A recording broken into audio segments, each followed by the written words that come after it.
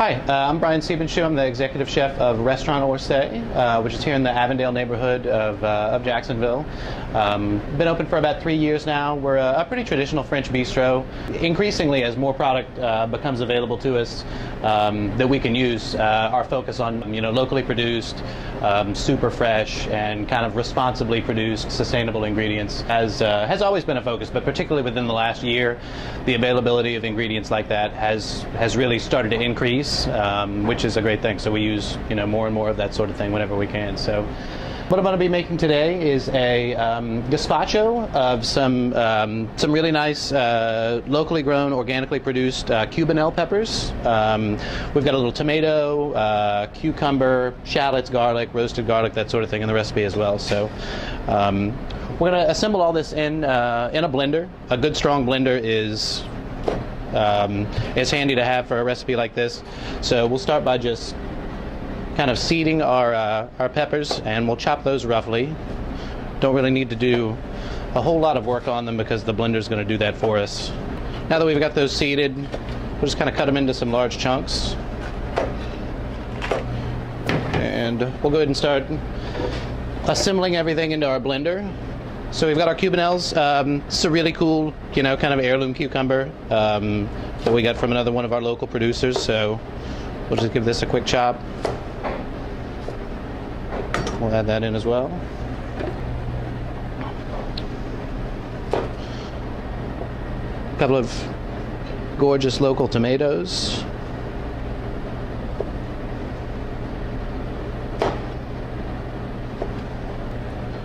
So we've got our tomatoes in. We use a little bit of shallot, which is, you can get shallots at your grocery store. They're, a little less commonly used than onions. They've got a nice, mellow onion flavor, kind of a fusion between onion and garlic. Got the shallot in. I think we'll do 1 clove of fresh garlic. I've got some roasted garlic puree.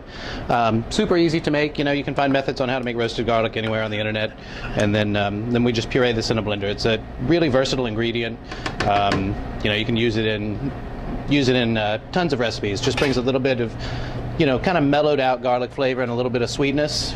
We're going to introduce some spice with some sambal, but you could use Tabasco, any kind of prepared hot sauce that you might have on hand that you prefer. Fresh carrot juice that we made through a juicer extractor. If you don't have one of those, off-the-shelf product is fine.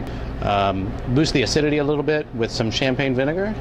So we're going to use some chicken stock, obviously produced in-house. For the home cook, if you don't have time or just doesn't make sense for you to produce your own stock, off-the-shelf chicken broth or vegetable broth would work perfectly in this recipe as well. And we're going to tear up just a little bit of fresh bread. This is some baguette that we get from a local bakery, the French Pantry, that provides us all the bread we use on our tables. If you've never made gazpacho, it might seem like kind of a weird addition, but bread is a pretty traditional element to have in there. It just brings some texture to the dish. A little extra virgin olive oil.